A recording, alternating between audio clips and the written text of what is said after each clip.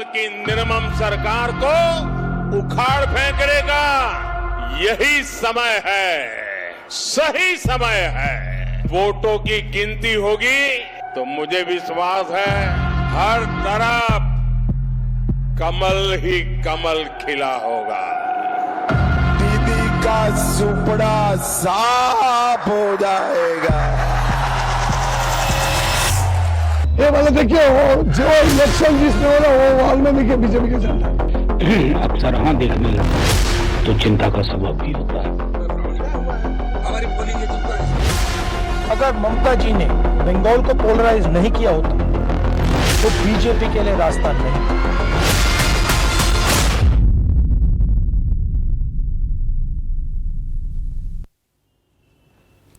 नमस्कार, मैं शेखर त्रिवेदी। पश्चिम बंगाल में पहले चरण का मतदान पूरा हो गया। जिस तरह से पश्चिम बंगाल में मतदाताओं ने वोटिंग में बढ़ चढ़कर हिस्सा लिया है, उससे बंगाल में सियासी समीकरण बदले हुए नजर आते हैं। पश्चिम बंगाल में पहले चरण में 152 सीटों पर वोट डाले गए और ये 152 सीटें बीजेपी के साथ साथ टीएमसी के लिए काफी महत्वपूर्ण हैं। पहले चरण में मतदान से बीजेपी के साथ साथ टीएमसी के कार्यकर्ताओं का मनोबल बढ़ा हुआ है। शाम 5 बजे तक 90% मतदान यह बता रहा है कि बंगाल में फैसला बड़ा लिया है जनता ने। बढ़े हुए मतदान को बीजेपी और टीएमसी दोनों अपने लिए अपने हक में बता रही हैं, लेकिन यह तो 4 मई को ही पता चलेगा कि बंगाल की जनता ने जो मतदान किया इतने बड़े स्तर पर, वो अपने घरों से बाहर निकली, उसके पीछे उसका मंतव्य क्या था, उद्देश्य क्या था। बंगाल में बम्पर वोटिंग के साथ साथ कई जगहों पर ईवीएम के खराब होने की भी खबरें आई। कुछ जगहों पर इस समस्या का समाधान तुरंत हो गया, लेकिन कुछ जगहों पर काफी ज्यादा दिक्कत हुई और कानून व्यवस्था की स्थिति तक बिगड़ गई।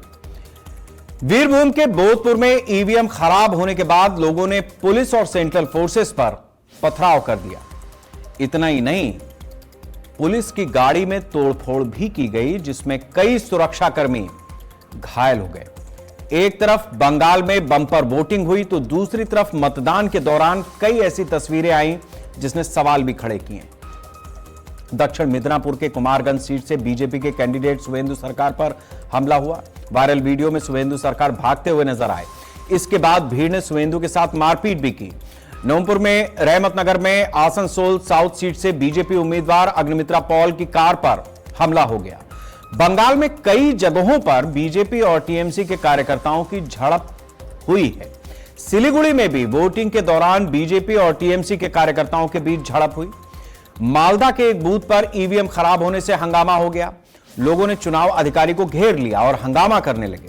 मुर्शिदाबाद के नौदा में वोटिंग से पहले ही किसी ने बम फेंक दिया, जिसमें कई लोग घायल हो गए। घटना के बाद आम जनता उन्नयन पार्टी के अध्यक्ष हुमायूं कबीर पहुंचे तो उनका भी विरोध शुरू हो गया।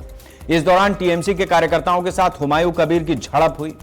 फिलहाल जिस तरीके से मतदान प्रतिशत में जबरदस्त बढ़ोतरी देखने को मिली है, इन सब घटनाओं के बावजूद बीजेपी और टीएमसी अपनी अपनी जीत के दावे कर रहे हैं।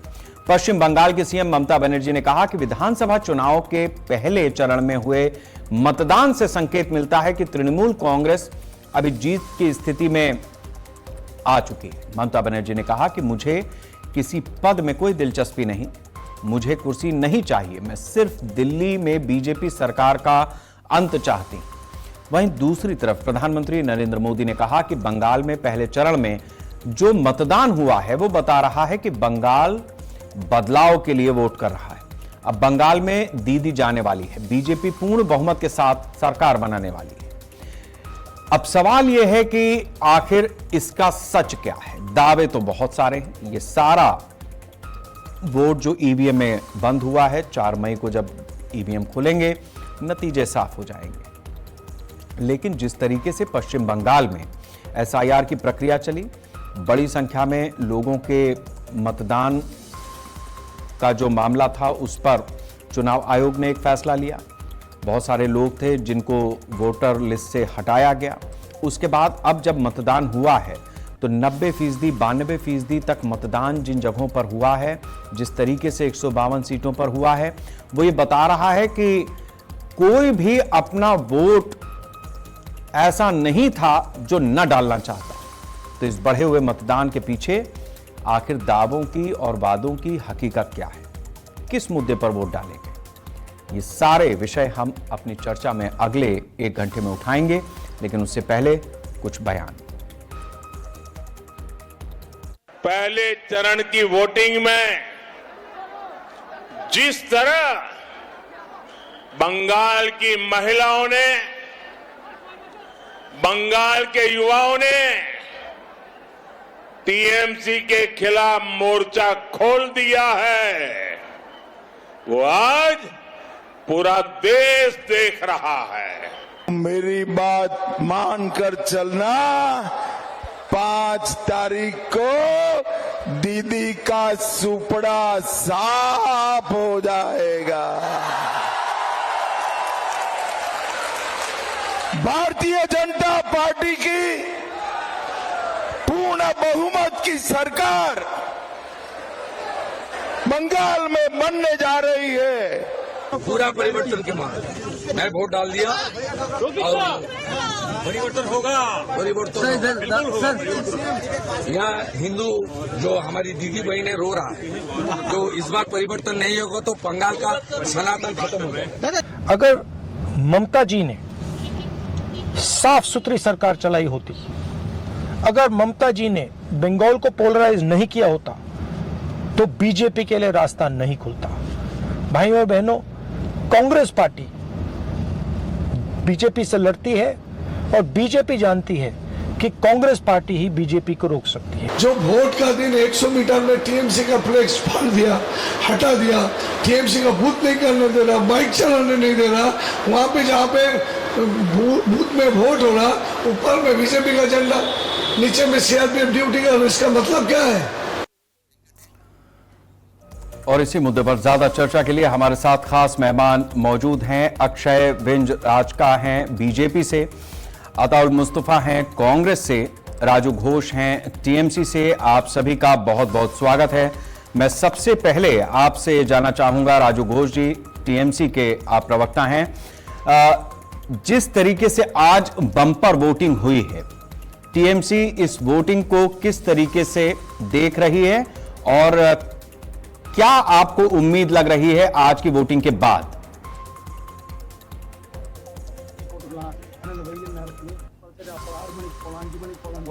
वोट दिया। अभी हम लोग का 294 सीट है, इसमें 150 सीट का आज वोट हुआ है। इसमें जो वोट हुआ है अच्छा हुआ। 1-2 जगह पे बीजेपी का कुछ गुंडे लोग हैं जो झमेला किए वहां पे। बीजेपी का मतलब एक जगह पे जैसे आपका वो हुमायूं कबीर है, वो भी बीजेपी का ही है, क्योंकि वो बीजेपी से डील किया हुआ है। 1000 करोड़ का जो डील हुआ था बीजेपी के साथ, वो वायरल हुआ था वीडियो जो बीजेपी ने उनको भेजा था। 1000 करोड़ देके जो एक हिंदू मुसलमान उसमें झमेला पकाना है। तो ये सब चीज जो बंगाल का लोग है सब जानता है। इसलिए बंगाल में जो काम किए दीदी, करीब मान के चलो 70 जो है हम लोग का प्रोजेक्ट है, 70 प्रकल्प है जो बंगाल के लिए, जो लोगों के लिए, बच्चा से लेकर मतलब उम्र मतलब ओल्ड आदमी के तक सबको लिए ये जो प्रोजेक्ट है सबके लिए मिलता है, सबको पता है। जैसे केंद्र सरकार जो है वो पैसा, जैसे घर का पैसा नहीं देते, यहाँ का जॉब कार्ड का पैसा नहीं देते, फिर भी बंगाल का जो सरकार है दीदी ने खुद अपना पैसा, अपना गवर्नमेंट से पैसा सबको दिया है, सबको पता है। बीजेपी कुछ भी नहीं किया। देखिए बीजेपी वाला हिंदू हिंदू हिंदू करता है, हिंदू का गवर्नमेंट बोलता है, हिंदू का पार्टी है, लेकिन 64% SIR में 64% हिंदू का नाम काटा गया है। 64% हिंदू का नाम काटा गया है, 33% मुस्लिम का नाम काटा गया है। इसमें क्या ये लोग ना हिंदू का है ना मुस्लिम का है, ये लोग सिर्फ पैसे वाला का है। और ये लोग पूरा 5 साल तक एक MLA था बांकुड़ा डिस्ट्रिक्ट का, जो MLA प्रचार के लिए गया अपना एरिया में, तो उस एरिया का जो लोग है, महिला लोग है, उसको पूछ रहे आप कौन है, आप क्यों घूम रहे इधर। मतलब वो एरिया का लोग नहीं जानता है जो बीजेपी का विधायक है, मतलब 5 साल से उसको कोई देखा भी नहीं। ऐसा सिचुएशन है बंगाल में। तृणमूल जो गवर्नमेंट है, तृणमूल जो पार्टी है, तृणमूल का जो गवर्नमेंट है, तृणमूल का जो पार्टी है, वो हर जिला में, हर घर में बहुत सारे प्रोजेक्ट है जो सुविधा लेकर जाते हैं, रात में रहता है, दिन में रहता है, हर टाइम कुछ भी मुश्किल होता है तो इसी मतलब टीएमसी वाला को ही साथ मिलता है। एक बात और राजू जी जो इसीलिए- आपने महत्वपूर्ण कही है, आपने कहा कि बीजेपी हिंदू हिंदू करती है, लेकिन राहुल गांधी का यह बयान है, अभी हमने सुना भी, वो कह रहे हैं कि ममता बनर्जी ने अगर ध्रुवीकरण की राजनीति ना की होती तो आज बीजेपी को पश्चिम बंगाल में ऐसा मौका नहीं बनता। तो राहुल गांधी यानी देखिए, कांग्रेस आप कांग्रेस- पर सीधा सीधा आरोप लगा रही है कि मुस्लिम तुष्टीकरण की राजनीति आपने की है। कांग्रेस का जो भी स्टेट है, देखिए अभी तक एक भी स्टेट में बीजेपी को रोक नहीं पाया। तृणमूल कांग्रेस के ऊपर इतना प्रेशर डालता है, तृणमूल कांग्रेस का लीडर के ऊपर इतना प्रेशर डालता है, जो इन लोग को ईडी पकड़ लेता है, कभी सीबीआई पकड़ लेता है, कभी एनआईए पकड़ लेता है, तो कभी इनकम टैक्स इसको घर में जाकर बैठ जाता है। इतना कुछ के बाद भी देखिए, इतना कुछ के बाद भी तृणमूल को मतलब 1% का भी वोट इसको कम नहीं कर पा रहे भारतीय जनता पार्टी। भारतीय जनता पार्टी 2021 में बोला था, ये अमित शाह जी का कब सुना भी स्पीच जो नहीं, बोला मेरा था, पहले भी सवाल बोला यह था, है 200 कि सीट ममता उसका मिलेगा। बनर्जी ने पोलराइजेशन की राजनीति की या नहीं की, जो आरोप कांग्रेस लगा रही है उसके जवाब दीजिए। ऐसा पूरा गलत बात है। ये सब बाहर में मीडिया में देखता है, मीडिया के सब कहानी है, सच अलग है और मीडिया वाला का अलग है। ठीक है, हम इस बंगाल में चर्चा को कोई आगे बढ़ाते हैं। नहीं है। अताउल मुस्तफा जी हमारे बंगाल साथ में में हैं। हिंदू, अताउल जी, मुस्लिम सब एक साथ ठीक है रहते राजू जी, मैं आता हूं। अताउल जी, ये टीएमसी कह रही है कि राहुल गांधी झूठ बोल रहे हैं। राहुल गांधी का कहना है कि कांग्रेस ही एक ऐसी पार्टी है जो बीजेपी को रोक सकती है। साथ ही वो ये भी कहते हैं कि ममता बनर्जी ने मुस्लिमों के तुष्टीकरण की राजनीति की, इसलिए बीजेपी के लिए इतना मौका पश्चिम बंगाल में बन लिया। टीएमसी का कहना यह है कि राहुल गांधी झूठ बोल रहे हैं। देखिए, सबसे पहले आज की खबर के तमाम श्रोता, तमाम व्यूअर्स को मेरा सलाम, जय हिंद। हमारे नेता, leader of opposition Lok Sabha Rahul Gandhi ji ने बहुत ही साफ लफ्जों में कहा है कि अगर ममता बनर्जी साहिबा पोलराइजेशन, ध्रुवीकरण की राजनीति नहीं करती तो बीजेपी को जो सीट्स मिली थी लास्ट 2021 असेंबली में वो नहीं मिल सकती थी। क्योंकि आपको बखूबी मालूम होगा, एक एक बात हमारे नेता ने सही कहा है, 2011 से पहले बीजेपी का अस्तित्व क्या था बंगाल में, आप खुद देखें। 3 बीजेपी के एमपी थे इससे पहले 2021 के चुनाव से, 77 पे चल जाती है बीजेपी। आरएसएस के शाखाएं कितने थे 2011 से पहले, आज आरएसएस के शाखाएं कितने हैं। और ममता बनर्जी साहिबा मुख्यमंत्री हमारी हैं, वो ये ना भूलें कि पहली बार रेलवे मिनिस्टर भी वो बीजेपी के अलायंस में ही बनी थी। तो कहीं ना कहीं ये एक सिक्के के दो पहलू हैं, हमारे नेता ने साफ लफ्जों में कहा है। और बंगाल में हम अपनी पूरी दमखम के साथ लड़ रहे हैं और इस बार बंगाल की जनता कांग्रेस को दिल खोल के वोट दे रही है और एक परिवर्तन की तरफ वोट जा रहा है, जो आप देख रहे हैं 90% तक की वोटिंग गई है। तो मैं ये साफ कर देना चाहता हूं, ना इस बार जोड़ा फूल, ना इस बार कमल फूल, इस बार बटन जो दब रहा है वो हाथ के निशान में दब रहा है। और पूरे हिंदुस्तान में अगर फांसीवादी ताकत बीजेपी के खिलाफ कोई लड़ रहा है तो वो राहुल गांधी जी हैं, जिन्होंने वोट चोरी के खिलाफ भारत जोड़ो यात्रा करके ये दिखा दिया कि अगर फांसीवादी ताकत से कोई लड़ सकता है तो इंडियन नेशनल कांग्रेस है और वो राष्ट्रीय कांग्रेस ही है। ठीक है अक्षय जी, मैं आपसे जानना चाहूंगा कि बीजेपी को क्या उम्मीद है, क्योंकि जिस तरीके से टीएमसी का आरोप है कि आप हिंदू हिंदू करते हैं, राहुल गांधी कहते हैं कि टीएमसी मुस्लिम वोटों का ध्रुवीकरण करती है। राहुल गांधी ये भी कहते हैं कि वो बीजेपी से ही, कांग्रेस ही लड़ने में सक्षम है।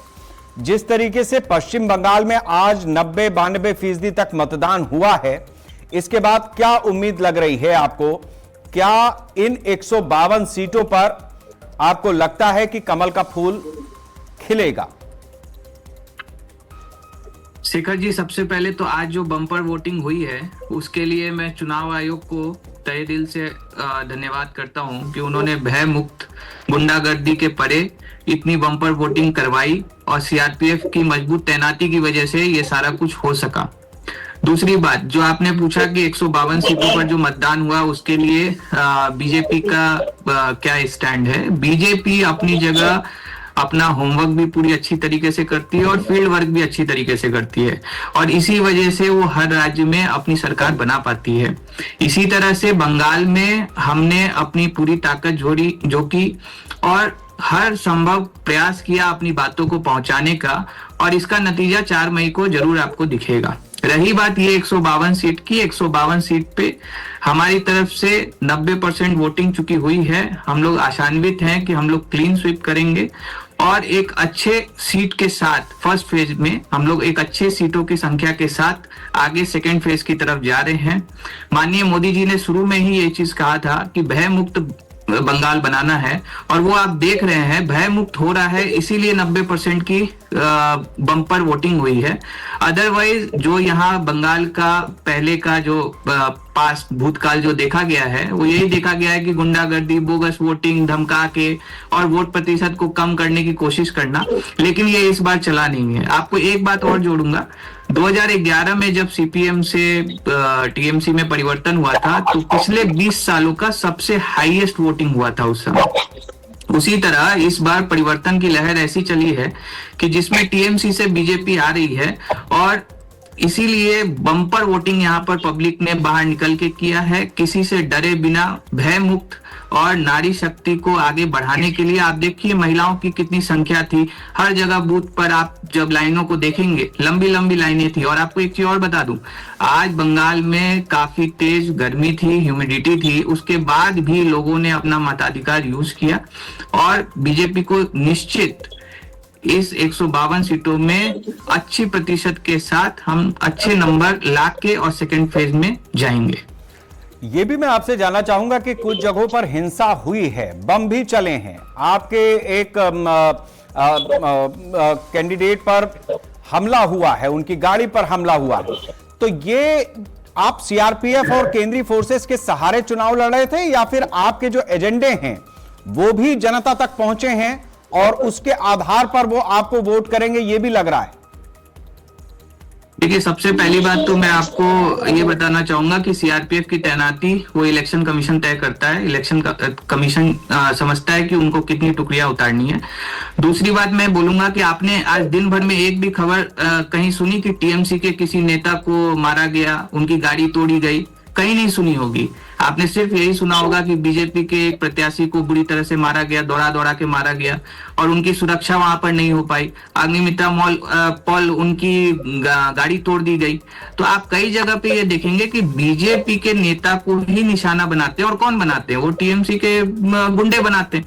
इसी वजह से बंगाल में इलेक्शन कमीशन ने शायद सोचा होगा कि ज्यादा से ज्यादा सीआरपीएफ को उतार के और शांतिपूर्ण मतदान कराने का। और ये डिसीजन तो इलेक्शन कमीशन का है। जहां तक रही हमारे मुद्दों की बात, तो माननीय प्रधानमंत्री जी और अमित शाह जी ने पहले ही ये कहा है कि हम लोग यहाँ पर भय मुक्त बंगाल बनाएंगे, सोनार बंगला बनाएंगे, नारी शक्ति को आगे बढ़ाएंगे, बेरोजगारी खत्म करेंगे। आज आप देखेंगे कि कल ही मैं देख रहा था, कई सारे चैनल पे मैं देख रहा था इस चीज को कि प्रवासी बंगाली बाहर से आ रहे हैं और वो लोग अपना मतदान यहाँ करने आ रहे हैं। ये कौन है प्रवासी बंगाली? उनको क्यों बंगाल से बाहर जाना पड़ा? क्योंकि यहाँ इंडस्ट्री है नहीं। जो इंडस्ट्री है वो यहाँ से चली गई। तो लोग करेंगे क्या? बेरोजगारी इतनी चरम सीमा पर है कि मुख्यमंत्री को खुद 50 रुपया डेली भत्ता जो उनकी सरकार ने लाया, 50 रुपया डेली भत्ता युवाओं को दे रहा है। आप ये सोचिए कि 50 रुपये भत्ता, क्या आज के दिन ये चीज उचित है? वो रोजगार के लिए कोशिश नहीं कर रही, वो 50 रुपए भत्ता दे रही है। तो कुल मिला के हमारा जो एजेंडा है। राजू जी, मैं आपसे जानना चाहूंगा कि जिस तरीके से बंगाल चुनाव में आज हिंसा हुई, बीजेपी के ही लोग ज्यादा पिटे हैं, तो ये पिटने वाले लोग अगर जिन लोगों ने पीटा है उसका आरोप टीएमसी पर है, और अगर केंद्रीय चुनाव आयोग की तरफ से इतना फोर्सेस वहां न डिप्यूट की गई होती तो फिर शायद ये स्थिति और ज्यादा विभत्स होती। मतलब आरोप आप पर है कि टीएमसी के गुंडे अभी भी सक्रिय थे, ये बीजेपी का आरोप है। देखिए, बीजेपी वाला का एक चीज है जिसमें ना कोई कुछ नहीं करते, खुद अपने अपने से करते हैं और मीडिया वायरल के लिए, मीडिया के लिए सब आते हैं। जैसे इनका एक एमपी कैंडिडेट है जिसका नाम एक लॉकेट चैटर्जी है, जो चुचुड़ा से मतलब 2024 में इलेक्शन लड़ा था। वो भी खुद मतलब सेम एलिगेशन लाया था 2024 में। हम लोग देखे थे, वीडियोस का वायरल हुआ था, जो खुद अपने कुनोई से ऐसे ऐसे कर कांच तोड़ रहा है और बोला वीडियो कर, वीडियो बना। और वो वीडियो लीक हो गया था। बाद में देखा गया जो उसका खुद उनका गाड़ी जो खुद तोड़ रहा है और उसके बाद टीएमसी के ऊपर दोष दे रहा है। ये जो अग्निमित्रा पाल दीदी जो है, इनका अभी तक कोई वीडियो हम लोग नहीं देखा जो कोई टीएमसी है, सीपीएम है, कोई कांग्रेस जो भी है उसका गाड़ी तोड़ रहा है। हम लोग देखे गाड़ी, टूटा हुआ गाड़ी है जिसका वीडियो हम लोग देख रहे हैं, वो स्टेटमेंट दे रहा है जो टीएमसी वाला ने मेरा गाड़ी तोड़ा है। लेकिन टीएमसी वाला जो गाड़ी तोड़ रहा है, क्या कर रहा है, कौन है, कैसे हुआ, कुछ भी वीडियो नहीं मिला। ये जस्ट एलिगेशन है और कुछ नहीं है। कूदे तो हुमायूं कबीर भी गए हैं, बम वगैरह भी चले हैं। शुभेंदु और अलीपुरद्वार जो है, शुभेंदु सरकार उसको कोई पब्लिक पीट रहा था, इसको भी वीडियो वायरल हुआ है। वो क्या किया ना, वहां पे एक बूथ है जहां पे उसका वोट दान वहां पे नहीं करते, मतलब वो वोटर वहां का नहीं है। वो क्या किया, कुछ लोग लेकर, कुछ सेंट्रल फोर्स लेकर वो एक गांव में गया, उसका बूथ का पास, वो गांव जो है वो बूथ का अंदर घुस के क्या किया, जो वोटर लोग है लाइन में जो खड़ा है उन लोग को उस्का रहा था, जैसे तुम लोग बीजेपी को वोट दो, ऐसा टीएमसी ऐसा है वैसा है करके बहुत सारे कहानी वो बचा रहा था। तो उस टाइम पे पब्लिक क्या हुआ ना, पब्लिक उस टाइम पे गर्म हो गया था। गर्म होने के बाद उनको 2-4 मतलब लाठी जूता कुछ भी होगा, जो भी मारा होगा, पब्लिक ने मारा, टीएमसी नहीं, टीएमसी उल्टा अटकाया उसको। और जो भी हुआ वो वहां पे गया क्यों? शुभेंदु सरकार जो है अलीपुरद्वार का, उस बूथ में उसका जाने का क्या जरूरत है? बूथ में वो तो 100 मीटर का अंदर कोई कैंडिडेट नहीं जा सकता। हमारा कैंडिडेट तो नहीं गया, कोई कांग्रेस का नहीं गया, सीपीएम के नहीं गया, बीजेपी वाला क्यों गया अंदर जहां पे वो वोटर नहीं है? गया तो गया वहां पे जाके फिर इन लोग को उस्का रहा था, बहुत सारे मतलब रिलीजियस इशू को लेकर बात कर रहा था। तो वहां का लोकल लोग जो है, लोकल वहां का पब्लिक जो है वो लोग पिटाई किया। इसमें तो टीएमसी वाला ने उसको अटकाया, वहां पे फोर्स था। देखिए इतना कुछ भी हुआ, फिर भी यहाँ पे इलेक्शन डिक्लेयर होने से पहले यहाँ पे केंद्रों का फोर्स मतलब सेंट्रल फोर्स आ गया है। डिक्लेयर होने से पहले हम लोग लाइट में फंस देख रहे हैं जो सेंट्रल फोर्स आ गया। इतना सेंट्रल फोर्स, इतना कुछ होने के बाद क्यों पिटाई हो रहा है? यहाँ पे तो हमारा तो आईसी से लेकर सब इंस्पेक्टर से लेकर एसपी, डीजीपी सब ये लोग चेंज कर दिया, बोला यहाँ पे नहीं चला गया, ये लोग सब टीएमसी का है, सब कुछ चेंज किया। फिर मैं लक्ष्मी प्रसाद जी के पास जाता हूं, राजनीतिक विश्लेषक क्यों घटेगा? ठीक, लक्ष्मी जी मैं आपसे जानना चाहूंगा कि 2021 का विधानसभा चुनाव 7 राउंड में पश्चिम बंगाल का चुनाव होता है, इस बार 2 ही राउंड में हो रहा है और सेंट्रल फोर्सेस जिस तरीके से डिप्लॉय की गई हैं, बावजूद उसके अगर बम चल रहे हैं, गाड़ियां टूट रही हैं, तो यह पश्चिम बंगाल की कौन सी स्थिति है? और उसके ऊपर 90% तक मतदान भी हो रहा है, जो शायद देश में भी अपनी तरह का एक रिकॉर्ड है। तो यह बंगाल किस करवट जा रहा है? आप इसकी कैसे एनालाइज कर रहे हैं? सबसे पहले तो आप सभी लोगों को नमस्कार। देखिए, बंगाल जो है बीजेपी के लिए चेरी ऑन द केक के तौर पे रह रहा है या रहा है।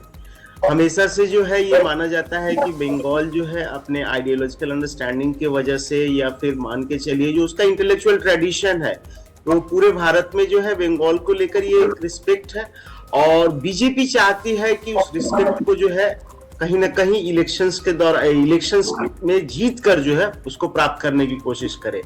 और आज के दौरान में अगर हम देखेंगे तो पूरे वर्ल्ड में जो है ट्रेड की भी जो सिचुएशन है वो काफी हद तक प्रभावित हुई है। जैसा कि आप देख रहे हैं कि ईरान, अमेरिका और जो इजराइल का युद्ध चल रहा है, तो भारत की आर्थिक स्थिति के लिए भी जो है चाइना के साथ जो व्यापारिक संबंध है उनको बनाने के लिए बंगाल बहुत तौर पे देखा जा रहा है कि इंपॉर्टेंट हो जा रहा है, क्योंकि जो हल्दिया पोर्ट वगैरह ताकि हैं, अगर यहाँ पर भारतीय जनता पार्टी की सरकार होती है तो भारत को चाइना से ट्रेड करने में काफी हद तक जो है सुविधाएं होंगी। रहा बंगाल में वोटिंग परसेंटेज का या फिर अगर हम कहें कि महिलाओं की भागीदारी का, तो बंगाल में महिलाओं की भागीदारी को अगर देखा जाएगा तो ये बंग भंग से ही शुरू हो जाता है। 1905 से ही हम लोग देखते हैं कि महिलाएं जो है पब्लिक स्पेस में आकर जो है अपने राजनीतिक जो निर्णय है या फिर जो राजनीतिक प्रक्रिया में वो भाग लेने की कोशिश कर रहे हैं।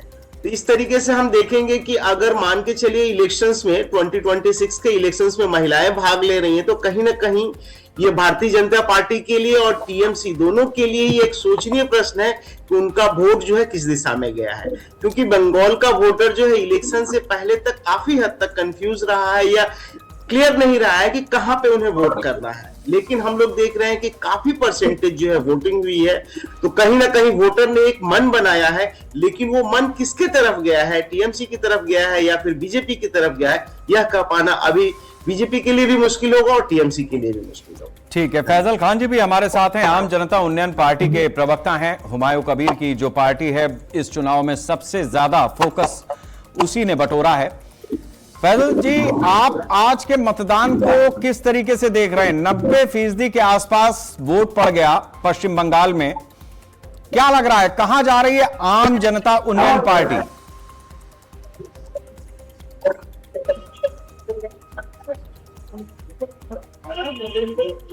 है और काफी अच्छा रिजल्ट देख सकते हैं। जब वोटिंग पब्लिक जब कर रही है तो कहीं ना कहीं टीएमसी के गुंडे को घबराहट हो रही है। तो स्पष्ट जाहिर होता है कि टीएमसी हताश है, परेशान है, बेबस है, लाचार है। मुख्यमंत्री का बयान अनाप शनाप आ रहा है, कंट्रोल से बाहर है।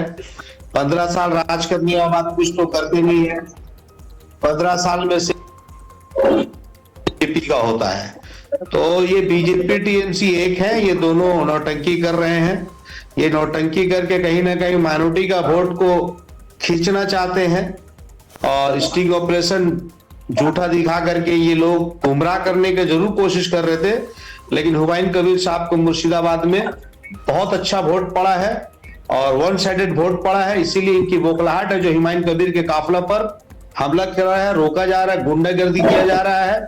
जब फ्री फेयर, जब पब्लिक वोट दे रहा है, हुमायूं कबीर साहब खुद कैंडिडेट है, तो इनको घबराहट किस बात का, रोक किस बात का, परेशानी किस बात का? तो इनको हमेशा गुंडा राज बना के रखना है, जोर जबरदस्ती वोट लेना है, वोट दखल करना है और लूटमार का सरकार इनको बनाना है, जबरदस्ती का सरकार बनाना है। तो मेरा एकदम साफ स्पष्ट है, आप खाली वादा करते हैं मगर माइनॉरिटी इलाका में बीजेपी का भय सिर्फ क्यों? मैनिफेस्टो पर बात क्यों नहीं करते आप? काम पर बात क्यों नहीं करते आप? आप जब इतना अच्छा काम किए तो कैंडिडेट को क्यों डिस्टर्ब कर रहे हैं, क्यों रोक रहे हैं, क्यों हमला कर रहे हैं, क्यों चिल्ला रहे हैं? तो ये स्पष्ट है कि इनका वादा खोखला है, पब्लिक समझ चुकी है, जमीन घिसक रही है, लोग परेशान हो रहे हैं इनसे वादे से। झूठा वादा 1 बार 2 बार 3 बार पंचायत में भी देखा आपने, लूट किया। तो इनका लूट वाला धंधा जाएगा नहीं, तो डेवलपमेंट का बात कभी कुछ नहीं करेंगे। इनको मालूम है कि जितना बीजेपी का नाम लेके माइनॉरिटी में डराओगे वोट पूरा पोलराइजेशन होगा। तो इनका पॉलिसी कहीं ना कहीं जमीन लेवल पे मैं खुद चल रहा हूं, देख रहा हूं, पब्लिक का कहना है कि हम लोग को कुछ नहीं मिल रहा है, कुछ नहीं, सिर्फ डराया जा रहा है, धमकाया जा रहा है और बीजेपी का नाम लेके डराया। बीजेपी आरएसएस को तो यही लाके बंगाल में जन्म दे रही है और ये बीजेपी से ही तो निकला फूल है, तृणमूल फूल। तो ये दोहरा मापदंड, माइनॉरिटी को बेवकूफ बनाना, सीट नहीं देना, शेयरिंग नहीं देना, हिस्सेदारी नहीं देना, ये कहीं ना कहीं दर्शाता है कि कभी हज के नाम पे बेवकूफ बना रही है। अच्छा फैजल साहब, आपकी बात सुन करके बेवकूफ बना रही है। आपकी बात सुनकर के ऐसा लग रहा है कि शायद राहुल गांधी को एक बार फिर से एनालाइज करना चाहिए। आप ये कह रहे हैं कि राहुल गांधी का ये कहना है कि मुस्लिम वोटों के साथ जिस तरीके का प्रयोग तृणमूल ने किया, पोलराइजेशन, तुष्टीकरण की राजनीति की, उसकी वजह से बीजेपी को बल मिला। अब आपका कहना यह है कि आज वन साइडेड वोट गिरा है और आपकी पार्टी में गिरा है, तो इसका मतलब यह हुआ कि जो मुस्लिम वोटों की राजनीति है वो अपनी तरह से शिफ्ट हो गई है टीएमसी से एजेयूपी की तरफ। ये बात स्पष्ट है कि ग्राउंड लेवल पे आपने रिपोर्टिंग आपके प्रवक्ता कर रहे हैं, ये बात स्पष्ट है कि आवाम को कुछ नहीं, एजुकेशन भी नहीं है, हेल्थ भी नहीं है, रोजगार नहीं है, तो किस बिहाफ पे वोट करेगा टीएमसी को? यही तो जानना चाहते हैं। 1500 में सिर्फ वोट मिलेगा क्या?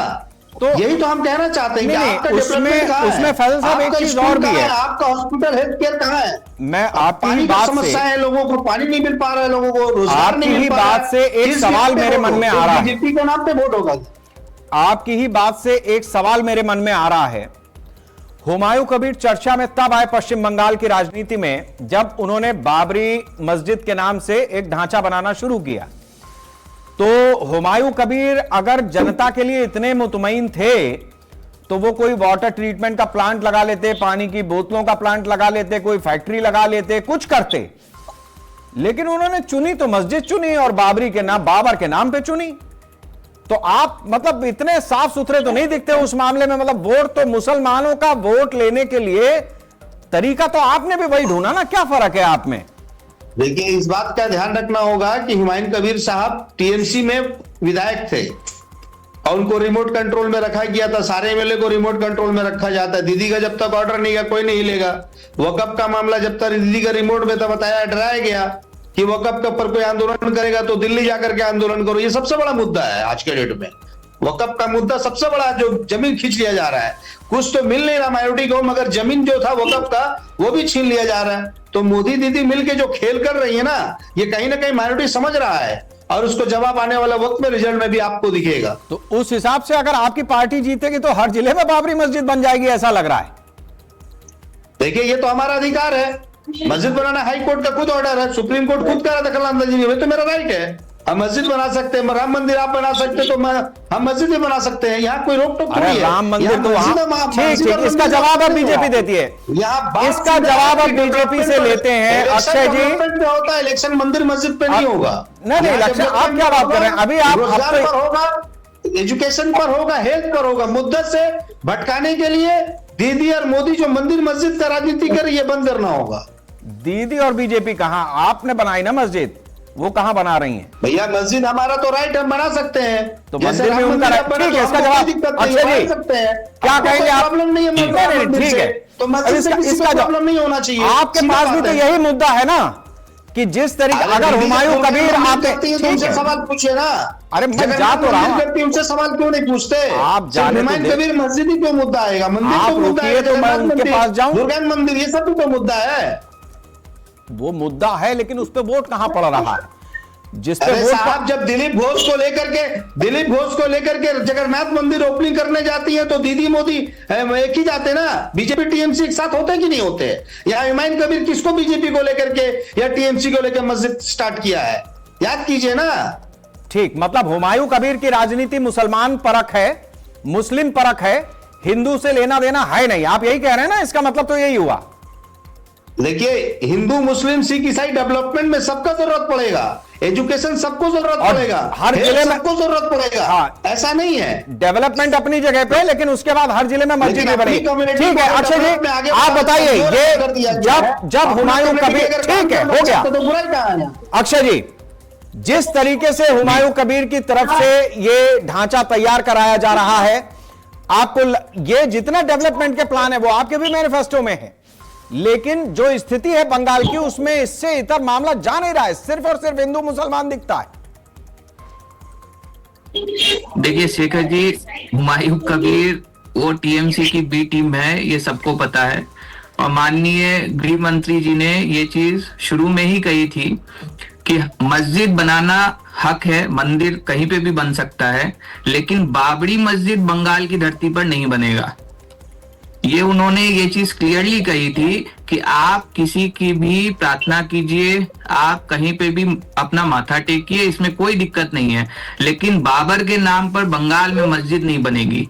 अब रही बात कि हिंदू मुस्लिम की, जो आप बात बोल रहे हैं, बंगाल में हिंदू मुस्लिम एक अलग बातों की तरफ हम लोग चले जाते हैं। बंगाल में सबसे बड़ा प्रॉब्लम है सुशासन का।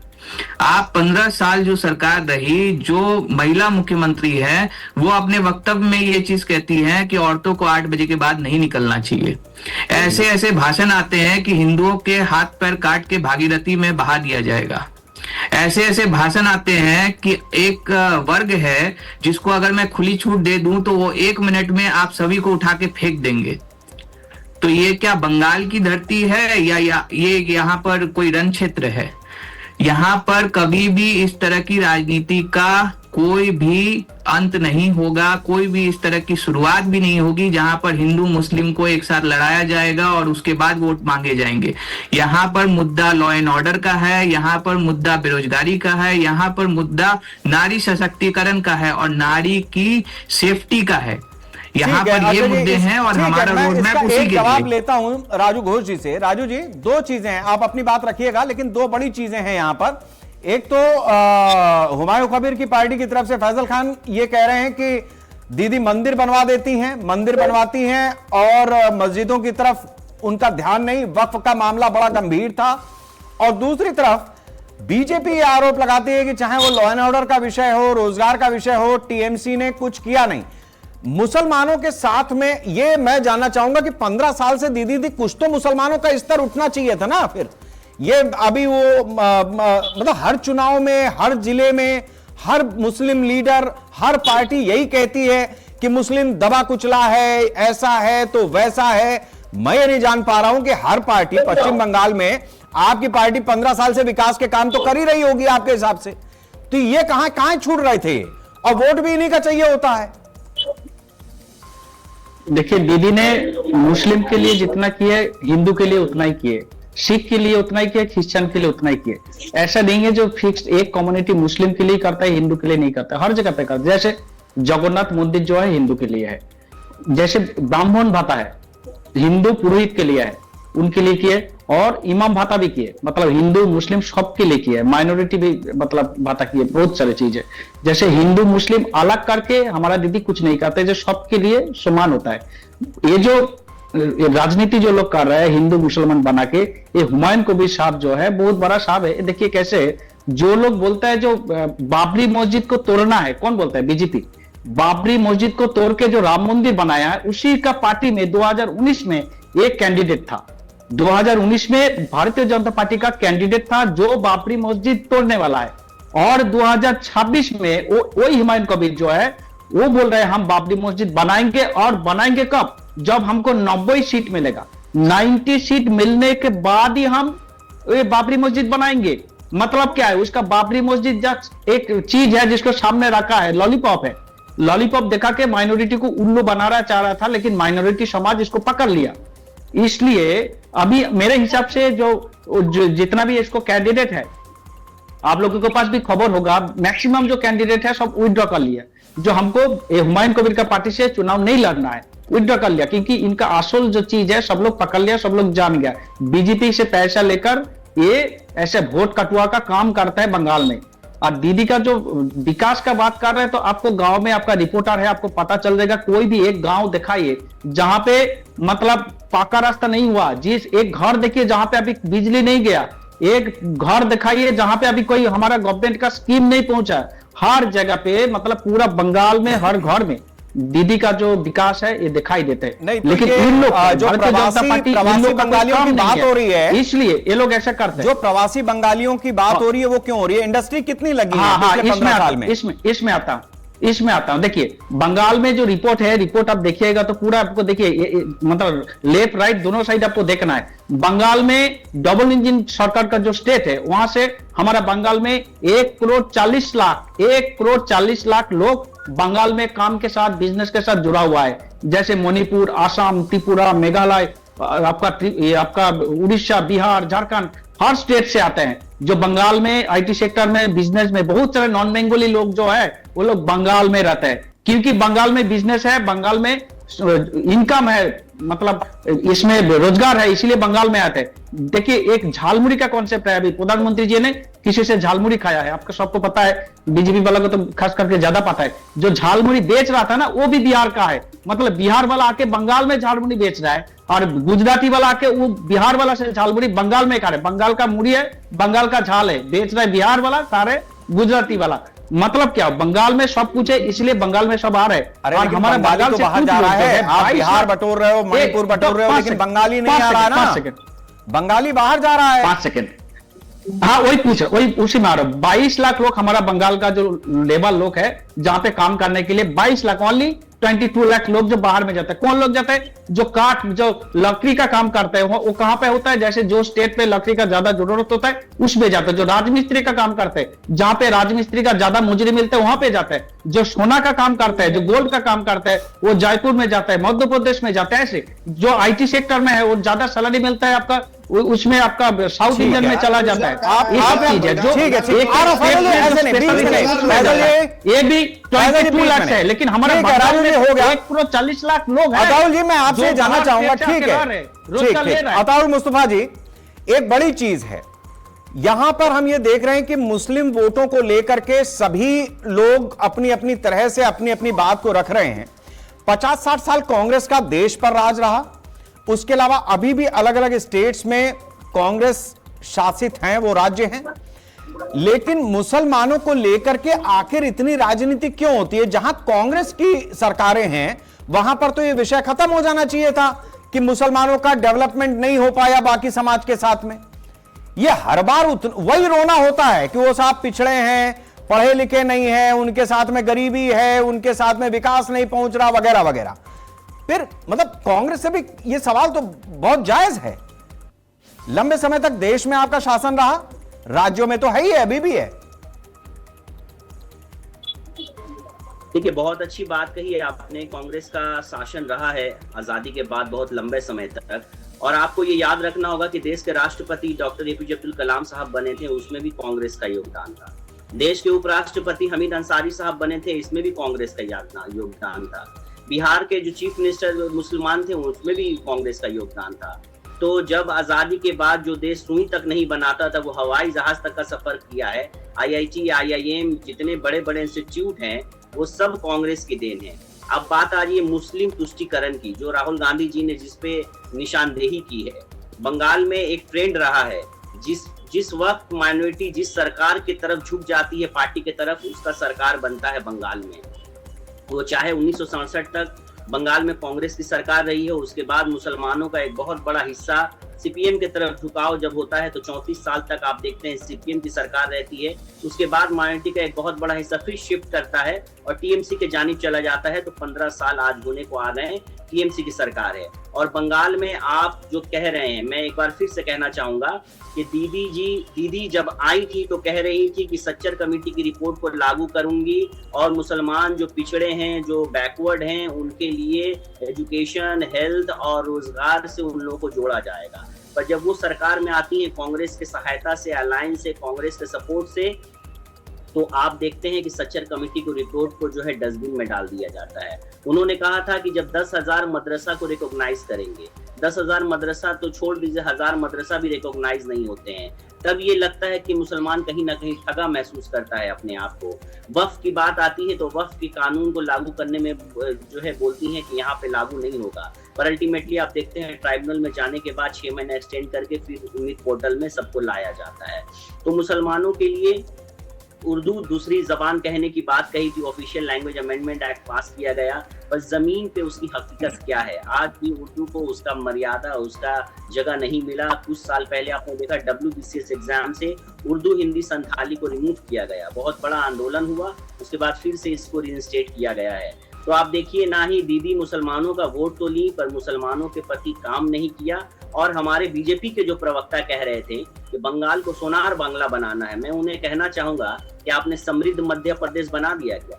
समृद्ध राजस्थान बना दिया क्या? समृद्ध दिल्ली बना दिया क्या? समृद्ध उत्तराखंड बना दिया क्या? और महिला की अस्मिता की आप बात करते हैं, मणिपुर में आपने देखा कितना गंभीर अपराध हुआ, हमारी बहनों को, महिलाओं को नंगा यहाँ पे घुमाया गया। हमारे माननीय प्रधानमंत्री जी क्यों नहीं गए विजिट करने? बंगाल में आके इलेक्शन के समय में झाल मुड़ी खा रहे हैं, पर मणिपुर अभी भी अनस्टेबल है। मणिपुर में वो नहीं जा रहे हैं, मणिपुर के लिए बात नहीं कर रहे हैं, मणिपुर के लिए कोई प्रेस कॉन्फ्रेंस क्यों नहीं कर रहे हैं? आज तो पश्चिम बंगाल पे चर्चा हो रही है, वहीं पे रहते तो ज्यादा बेहतर था। ठीक है लक्ष्मी प्रसाद जी, मैं आपसे समझना चाहूंगा, मैंने हर पार्टी में, और खासतौर से अच्छी बात है 2 मुस्लिम प्रवक्ता भी हमारे साथ में हैं अलग अलग पार्टियों के, हर पार्टी ने अपनी तरह से मुसलमानों के लिए काम किया। और मैं ये आज की तारीख में मानता हूं कि मोटे मोटे तौर पर जितना हिंदू समाज आगे बढ़ा है, उसी अनुपात में 1947 के बाद से जो मुसलमान हिंदुस्तान में थे वो भी आगे बढ़े हैं, उनके परिवार भी आगे बढ़े हैं। ये लगातार जो कहा जा रहा है कि सरकार ने, क्योंकि सरकारें किसी की भी रही हो, वो समाज में हर तबके के लिए नीतियां बनाती हैं और ग्राउंड तक उसको पहुंचाने का काम करती हैं। तो एज ए पत्रकार तो मैं ये मानता हूं कि चाहे बीजेपी हो, चाहे TMC हो, चाहे कांग्रेस हो, चाहे हुमायूं कबीर की पार्टी हो, नई नवेली ही सही, लेकिन जो भी अपनी तरह से राजनीति के क्षेत्र में है वो सब समाज के लिए काम करता है। इसका मतलब यह हुआ कि मुसलमान की जिस तरीके से वोट पिटाई होती है, मतलब वोट लेने का जो चक्र चलता है, ये केवल उतनी सी बात भर है, ये कहते हैं और वो बीजेपी का डर दिखाते हैं। बीजेपी जाहिर सी बात है कि ये डर दिखाएगी कि भैया मुसलमान पढ़ा लिखा हुआ तो क्या हुआ, फट गया तो समझ लो क्या होगा। इस तरीके के, वो तो दिल्ली के लाल किले पे भी फट रहा है, डॉक्टर था तो क्या हुआ, इस तरीके की बात वो भी बताएगी। लेकिन मेरा अपना मानना यह है कि 1947 के बाद से जो हिंदुस्तान में मुसलमान रहा, जो असल में हिंदुस्तान का मुसलमान रहना चाहता था, वो आगे बढ़ा है बाकी देश के साथ में। ये जितने घुसपैठिए पटरी के नीचे से आ रहे हैं, तार के नीचे से आ रहे हैं और कौम के नाम पर जो उनको पनाह दे रहे हैं, ये वही हर साल आकर के यहां आबादी बढ़ा देते हैं, छांटा जाता है तो छटने को भी नहीं तैयार होते हैं और उसके बाद देश के संसाधनों का, टैक्स पेयर का पैसा भी हड़प करते हैं अपने अपने लाभ लेने के लिए। और हमारे देश की विडंबना यह है कि 500,000 रुपए में आधार कार्ड से लेकर के राशन कार्ड बन जाता है और उसका फायदा हर राजनीतिक दल उठा रहा है। इस चुनाव में एसआईआर की प्रक्रिया जो चली पश्चिम बंगाल में, आपको लगता है कि कुछ झाड़ू लग पाई, कुछ सफाई हो पाई, या यह समस्या अभी भी एग्जिस्ट कर रही है और नतीजे कुछ भी हो वो बाढ़ के नीचे से आना बंद नहीं होंगे और यहां सबकी दुकानें चलेंगी?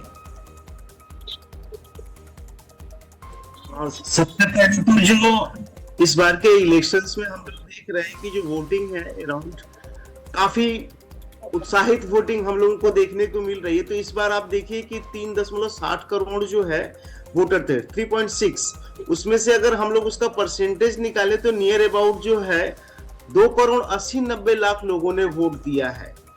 अब रहा ये कि आप जो ये कह रहे हैं कि मुस्लिमों के साथ जो है हर पॉलिटिकल पार्टी ने जो है नाइंसाफी की है या उनके जो नहीं, मैं तो कह रहा हूं हर पार्टी ने इंसाफ किया है। ना मैं अभी अताउल जी ने, मुस्तफा साहब ने कहा अरे कलाम साहब राष्ट्रपति बन गए, हाँ हामिद अंसारी उपराष्ट्रपति बन गए, कितने वैज्ञानिक, कितने लोग डॉक्टर बन गए, कितने लोग सेना में हैं, कोई मुसलमान पीछे नहीं है। यह केवल वोट की राजनीति है। हिंदुस्तान में 1947 के बाद जितने मुसलमान थे उन सबके परिवार आगे बढ़े हैं बाकी समाज के साथ में। ये झूठ बोलते हैं पॉलिटिकल पार्टीज वाले, या फिर ये गलत बयानी करते हैं कि इनके डेवलपमेंट में ही कोई कमी थी, मतलब ये उस योग्य नहीं थे कि सरकार में जाते। दो में से एक बात होगी, या तो बाकी समाज के साथ मुसलमान भी आगे बढ़ा, और नहीं तो ये पॉलिटिकल पार्टीज इतनी सक्षम नहीं है कि मुसलमानों को अलग कर देती हैं केवल वोट के लिए। फिर हम लोग जो है फिर सच्चर कमेटी की रिकमेंडेशंस को किस तरीके से देखेंगे कि सच्चर वो रिपोर्ट कब बनी थी उसको अमल में लाने का भी कोई मतलब नहीं रह गया मेरे हिसाब से। लक्ष्मी जी नहीं कहना चाहता हूँ, कांग्रेस एक ऐसी पार्टी है जो हर विशेष वर्ग को अपनी जाति धर्म के ऊपर, टैलेंट के ऊपर, मेरिट के ऊपर उनको सामने लाती है। तो मैंने जो कहा, माननीय राष्ट्रपति जी, हमारे पूर्व राष्ट्रपति वो डॉक्टर कलाम साहब हो, वो हमीद अंसारी साहब हो, अपने मेरिट पे, उनको मेरिट के बेसिस पे आगे लाया गया है, ना ही धर्म। अरे मेरिट के बेसिस पे आगे आए तो बाकी के जो हिंदुस्तान के मुसलमान, आप मदरसों की बात कर रहे हैं, वक्फ की बात कर रहे हैं, क्या मदरसे में कितनी देर पढ़े ये लोग? और अगर मदरसे में पढ़े तो मदरसे में भी काबिल टीचर रहा होगा जो पढ़ करके वहां तक पहुंच गए। बाकी नहीं पहुंच पा रहे तो वो जो मदरसे में पढ़ा रहे हैं उनको पहले घेरिए। सरकार ने बहुत अच्छा काम किया, मैं तो कहता हूं कांग्रेस ने भी किया, तृणमूल ने भी किया, और बीजेपी भी करती है, हर पार्टी करती है, सपा बसपा सब करते हैं। ये मुसलमान की फितरत है कि वो कह रहा है बार बार कि हम दबे हैं, पिछड़े हैं। ना, कोई मुसलमान नहीं पिछड़ा है, वो पूरे समाज के साथ में आगे बढ़ा है। लक्ष्मी प्रसाद जी, डिबेट किस बात पर? डिबेट इस बात पर है कि बंगाल में जो आज वोट पड़ा है, मतलब आप, हाँ ये बात बड़ी है। आप बोलिए, सही बात आपने पकड़ी है। ठीक, फैजल जी पूरी बात कहिए, डिबेट किस बात पे है? तो डिबेट किस बात पर है? जब डेवलपमेंट हो गया, सब काम हो गया, सच्चा रिपोर्ट गलत हो गया, सब सही हो गया, पार्टी सब सही हो गई, डिबेट किस बात की है? कांग्रेस के सर ये फैजल जी डिबेट मुसलमान पर नहीं है, हो गया, नौकरी मिल गया, तो फिर डिबेट किस बात की है? डिबेट इस बात की है कि पश्चिम बंगाल में जो वोट पड़ा है वो आखिर पड़ा किस बात पे? अब वोट जो नहीं दे रहे पश्चिम बंगाल में, दिल्ली को किस बात पे वोट नहीं दे रहे? डेवलपमेंट नहीं है, रोजगार नहीं है, लोगों को समस्याएं हैं, एजुकेशन नहीं है। राजू जी आप क्या कह रहे हैं? आम जिंदगी में ठीक, आता हूं मैं। राजू जी, किसने बनाई जा रही है? वोट किसने दिया था? हर नागरिक का अधिकार किसको दिया पब्लिक ने, मतलब बंगाल का जो लोग है वोट क्यों दिया, किसको दिया? दूसरे एक चीज में आपको पता चल जाएगा, वोट नहीं देगा। बीजेपी का इस बार 294 सीट जो है बंगाल में, उसमें 293 सीट बीजेपी ने कैंडिडेट दिया।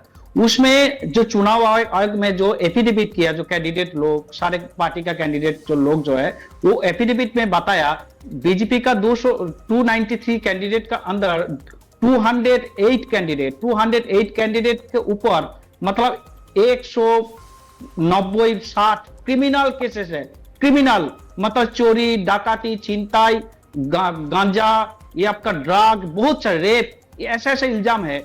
एक कैंडिडेट है उनका बंदर एरिया में जिसका राकेश सिंह नाम है, उनके अगेंस्ट पे तो 160 केस है जो चुनाव आयोग में वो लिखित दिया। मतलब जितना कैंडिडेट, मतलब भारतीय जनता पार्टी का जो कैंडिडेट है तो सारे क्रिमिनल है, इनको वोट कौन देगा? इसीलिए क्रिमिनल को वोट क्यों देगा? इसका जवाब आप अक्षय जी से लेना पड़ेगा।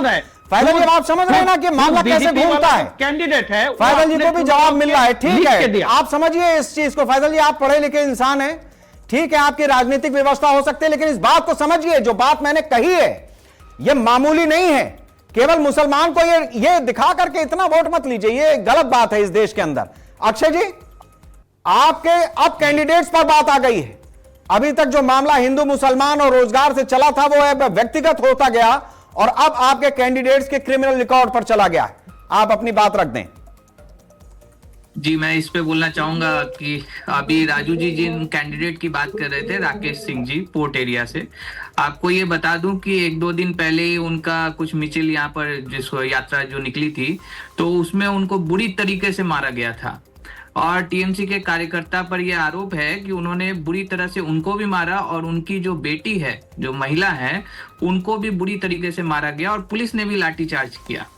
खैर, इसके अलावा मैं बोलना चाहता हूं कि जहां तक रही आरोप प्रत्यारोप की बात, तो टीएमसी में जितने भी नेता हैं उन पे आरोप नहीं है, उनके आरोप सिद्ध हो गए और सिद्ध के बाद वो जेल चले गए।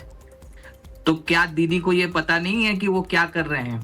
आरोप, राजनीति में आरोप प्रत्यारोप चलते रहते हैं, लेकिन उनके जो आरोप हैं, उन्होंने जो मनी लॉन्ड्रिंग की, उन्होंने जो बंगाल का पैसा खाया, गरीबों पे जो अत्याचार किया और अपने घर में पैसे को भरा और उसके बाद कोर्ट से फैसला आया और वो जेल के अंदर गए, ये आरोप की बात नहीं कर रहा हूं मैं। तो ये टीएमसी को नहीं दिख रहा।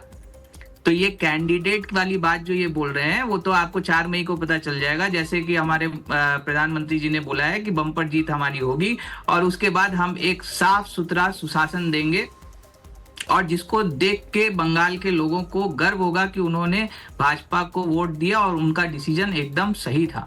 मैं 5 सेकंड के ऊपर मतलब इसके ऊपर बोलना चाहूंगा। मैं 5 सेकंड, जस्ट 5 सेकंड। देखिए, बंगाल में और एक चीज हुआ आज वोट देने के बाद। बड़ुआ बोल के एक जगह है मुर्शिदाबाद डिस्ट्रिक्ट में, बड़ुआ, उसमें 186 नंबर एक बूथ है जिसमें किसी भी पार्टी का जो वोटर जो बटन दबा रहा है उसमें वोट जा रहे हैं बीजेपी को। किसी भी बटन को दबा रहा है तो वोट जा रहे बीजेपी के। इसके ऊपर बहुत कंप्लेन हुआ, इलेक्शन कमीशन आया, फिर उसमें देखा, वो सब हुआ। और एक है जो मेदिनीपुर, पूर्व मेदिनीपुर में जो हुआ, हमारा पार्टी का जो है सिंबल है 1 नंबर का है। सुबह 7 बजे से लेकर 9:30 बजे तक 1 नंबर का जो बटन है वो बटन पूरा ऑफ था, मतलब काम नहीं कर रहा था, दबा रहे लेकिन कोई लाइट नहीं जा रहा था। ऐसा भी हो रहा है, मतलब कोई लाइट जा रहा है। ये भी इसलिए बीजेपी बोल रहा है जब हम 4 तारीख के बाद हम लोग आएंगे, क्योंकि इतना क्रिमिनल रिकॉर्ड देखने के बाद बीजेपी क्यों बोल रहे हैं 4 तारीख के बाद वो आएगा, इसलिए बोल रहे हैं। बनाया जा रहा है, कांग्रेस को वोट डालेगा, वो जा रहे हैं इस चीज को साबित करने के लिए, वो ईवीएम में कमी निकालना चालू कर दिया, बीजेपी में जाएगा, इसीलिए ना बोल रहा है, इसीलिए कॉन्फिडेंस है। वो जानता है किसी भी पार्टी का वोट दो लेकिन आएगा तो बीजेपी में, ये वो तो उसका सेटिंग है, टीएमसी हार रही है, ये चीज अब टीएमसी मान रही है। ये नहीं होने राजू जी बात सुनिए उनकी। अक्षय जी क्या कह रहे हैं? अक्षय जी कुछ कह रहे हैं। बंगाल अलग, अक्षय जी कह रहे हैं कि बंगाल से टीएमसी की विदाई हो चुकी है। ईवीएम को दोष तभी लिया जाता है जब मामला थोड़ा डिरेल होता है, उनका ये कहना है। ये सोच के 2-4 दिन आराम से सो जाइए, आराम लगेगा। 4 तारीख के बाद असली रिजल्ट आएगा तब आपको पता चलेगा, फिर आपको झालमुड़ी मिलेगा घर में बैठ के, कोई टेंशन नहीं है, आराम से बैठ जाइए। तो प्रधानमंत्री जी ने खाई, लेकिन झाल ममता दीदी को लगी। झाल मुड़ी ममता, अरे झाल भी हमारे, मुड़ी भी हमारे भाई साहब, झाल भी हमारे, मुड़ी भी हमारा है। बेचने वाला झाल का बीजेपी का है, एक झाल मुड़ी बीजेपी का है, मुड़ी हमारा, झाल भी हमारा। ठीक है, ये बढ़िया है। आखिर में चर्चा अच्छी जगह पे पहुंची है। लक्ष्मी प्रसाद जी, मेरा सवाल जरा ध्यान से समझिएगा। झाल मुड़ी बड़ी राजनीति के केंद्र में आ गई। झाल किसकी, मुड़ी किसकी? झाल भी इनकी, मुड़ी भी इनकी, लेकिन वो झालमुड़ी जिसमें दी गई थी वो पब्लिक है, खा पी करके खेल तमाशा, और जिसमें दिया गया था वो कहां गया? अभी सवाल यह है कि वोट तो हो रहा है 90-92% तक, लेकिन हमने ये देखा था कि पिछली बार जब सरकार बनी, ममता दीदी की ही बनी थी, लेकिन उसके बाद बड़ी संख्या में आगजनी हुई, हिंदुओं को पलायन करना पड़ा। आपको लगता है कि नतीजे जो भी आएंगे 4 मई को, लेकिन बंगाल एक ऐसे दौर से गुजर रहा है जहां उसके पुराने जख्म भरे नहीं हैं और कुरेदा भरपूर जा रहा है। देखिए, हम भी ये रिक्वेस्ट करेंगे कि नतीजे जो भी आए, जो भी दोनों समुदाय के लोग हो, चाहे वो हिंदू समुदाय से हो या मुस्लिम समुदाय से हो, वायलेंस की राजनीति से बंगाल में दूर ही रहना चाहिए, क्योंकि इससे जो है आम जनता को बहुत ही नुकसान होता है। और रहा कि अगर ये चीजें अगर होती हैं तो राजनीतिक पार्टियां जो है इनका फायदा लेकर जो है अपने हिसाब से जो है अपने राजनीतिक हितों को पूरा करने की कोशिश करेंगे। तो एक सभ्य समाज के तौर पे अगर देखा जाए तो किसी भी तरह का पॉलिटिकल वायलेंस किसी भी पॉलिटिकल पार्टी के द्वारा होता है, चाहे वो टीएमसी के द्वारा किया जाए या बीजेपी के द्वारा किया जाए या अन्य किसी पार्टी के द्वारा किया जाए, उसका विरोध हमें करना चाहिए। बहुत बहुत शुक्रिया अक्षय जी आपका, लक्ष्मी जी आपका भी बहुत बहुत शुक्रिया, राजू जी, अताउल जी और फैजल खान साहब आप सभी का बहुत बहुत शुक्रिया हमारे साथ इस चर्चा में शामिल होने के लिए। आज पश्चिम बंगाल में जनता ही जनार्दन है, इस बात के साक्षात दर्शन हुए जब बड़ी संख्या में लोगों ने आकर के अपने मताधिकार का इस्तेमाल किया है। यह स्वस्थ लोकतंत्र के लिए भी बहुत अच्छी बात है। 100% तक वोटिंग हो जाए तो ये इससे बढ़िया कुछ है ही नहीं। चुनाव आयोग लगातार प्रचार करता था कि लोग अपने घरों से बाहर निकलें, मतदान के दिन वोट डालें। कई बार वोटिंग परसेंटेज कम रहता था, लेकिन पश्चिम बंगाल ने एक नया ट्रेंड सिद्ध किया है, लोगों के सामने नजीर रखी है। पश्चिम बंगाल इसीलिए पश्चिम बंगाल है कि वो एक दिशा भी देश को दिखा सकता है। रही बात इस चुनाव में जिस तरीके के मुद्दों को सेट किया गया, लोग मैनिफेस्टो लेकर के आए, कोई रोजगार की बात कर रहा है, कोई सुशासन की बात कर रहा है, कोई बता रहा है कि उसने अपने कार्यकाल में हिंदू, मुसलमान, सिख, ईसाइयों के लिए क्या क्या किया है, किस किस तरीके से किया है। फिर कोई यह भी कह रहा है कि यह ध्रुवीकरण का चुनाव है, बीजेपी हिंदुओं को एकजुट कर रही है और उसके पीछे तृणमूल ने जिस तरीके से मुसलमानों के वोट बटोरने के लिए अपनी राजनीति की, यह एक बहुत बड़ा फैक्टर रहा कि बीजेपी का खाता खुला। अपनी अपनी तरह से अपनी अपनी राजनीति में पॉलिटिकल पार्टीज चाहे जो भी कहें, लेकिन इतनी बात याद रखिएगा 1947 के बाद से जो मुसलमान हिंदुस्तान में रहा वो हिंदुस्तानी मुसलमान बाकी के हिंदुस्तान के साथ में आगे बढ़ा है। वो डॉक्टर बना है, देश के अहम पदों पर पहुंचा है, इंजीनियर बना है, वो साइंटिस्ट बना है, वो सेना में गया है, वो पुलिस में है। बावजूद इसके कोई कमेटी बनाई गई हो किसी सन में, उसको कब लागू किया जाएगा वो सब भी बीती बातें।